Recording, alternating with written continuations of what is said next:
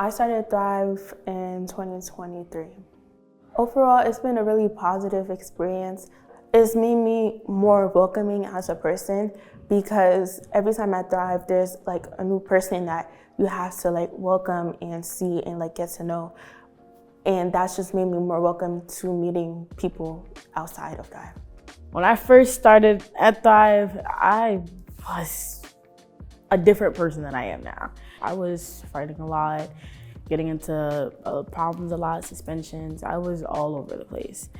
Coming into Thrive, I was able to meet people who could help me with those type of things, who could talk to me about it.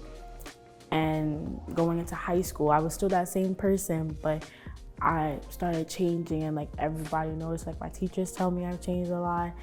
They tell me they see that I've grown and that it's really, really good to see that I've become a different person than who I was before. A lot of the kids that I started with that first cohort grew up a lot. They look a lot different now.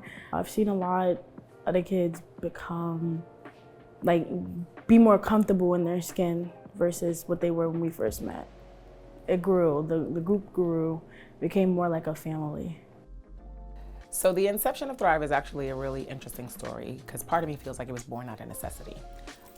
There were parents, teachers, grandparents, concerned community members calling the Hope Center pretty much every day, asking for mental health services or referrals or resources for their teens. And I would provide those resources on a daily basis and tell them where to go and how to call and what to say. And then they would call me back and say, I tried that. The services are not available. And so I began to think, well, what can we do creatively that would, one, not just interest the parents, but also interest the kids in coming and being a part of something that would be able to focus on their mental health, but also would be fun, experiential, and that could be transformative. So what students can expect when they come to Thrive are a few things. Well, one, they can expect a hot meal. They can expect a friendly face, a welcoming community, a safe space, and they can expect an opportunity to have some real conversations, some real talks about the things that they're struggling with. And then we do quite a few things. We incorporate the arts, we incorporate movement, we incorporate music, we incorporate dance, so that they really have an opportunity to have an outlet creatively to share how it is that they're feeling and what they're going through in a supportive environment. So Michaela, Patrick, and Jakai, I've been new them for like a couple years now, probably like 5 years. And they've always talked about Thrive, like they have to go to church every Wednesday, it's either every week or every month they go. And I was like, I should come. They was like, I should come because if you know me, then you know, I don't do good with communicating with people. They was like, I should come because they help like teenage kids who like to act out, have mental health things. I was like, okay, so I came. I thought it was gonna be awkward. It was not awkward. I actually was able to talk to people. All the adults, they talk about like how their life was growing up, and not all of them, they did not think they was gonna end up like working for a church, helping out others. And that really told me like, okay, just cause I am this way now, that doesn't mean I have to be like this forever. I could either grow or stay the same. I decided I was gonna grow. I didn't really know what Thrive was, but my siblings said it was fun, so I just decided to come. Since the beginning of Thrive, like I seen like me like being more mature and like opening up more and meeting new people. One of my favorite memories is going to the Yankees game. Like, I don't know, like that was my first ever baseball game. I only ever been to a basketball game. I haven't been a part of Thrive for long, but the paint and sip was my second session. The impression that Thrive has made on me so far, I've been more aware of that I'm not the only one that goes through it. Cause like I see other kids come here and I'm like, okay, so they go through the same thing as me too.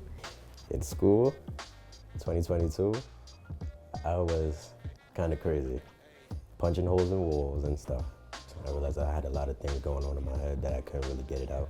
So I would like take my anger out on people, and coming to Thrive made me better at that.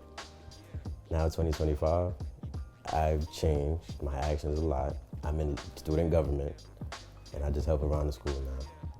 Being in Thrive, I'm gonna say a hot mess. I'm not even gonna lie. I think I was very all over the place. You know, I was like drama queen. I was loud. I was always wanting to be seen, be known. But 2025 Madison is confident. She's understanding. She's still understanding of herself. She's open to getting knowing. She's spiritual in the sense of I used to not even go to church with my mother, but now I even try to go on Sundays even if I'm tired.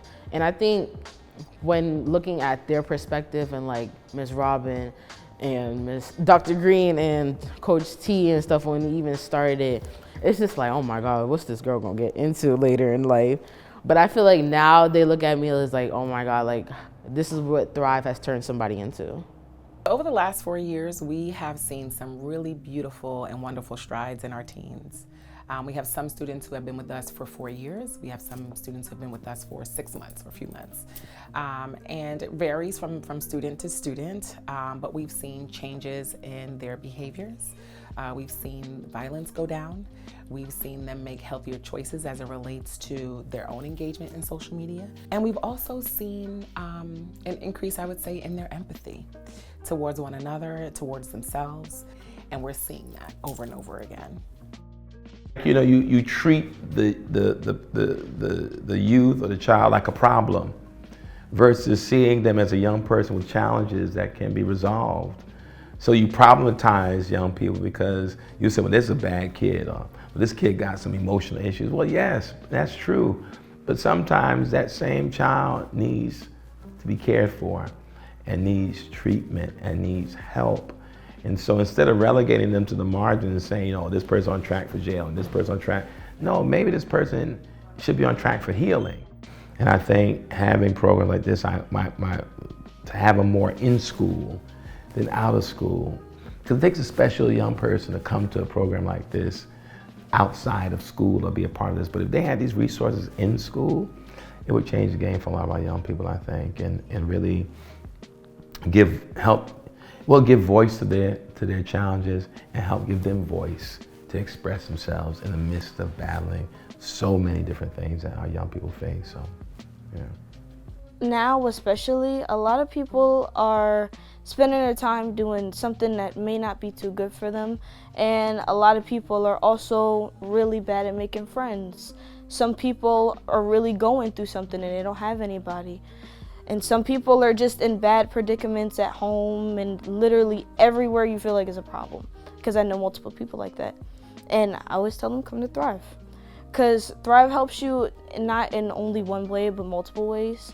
Just what multiple aspects of your life. If you're dealing with home, you know you can come and talk to them one-on-one, or you can even talk about it in a shared community space. It's just, I feel like if teenagers come here, they'll be leaving with a lot more life skills that they would have had to learn the hard way. Instead of going through it, they could just come here and learn and gain friends and feel like a family.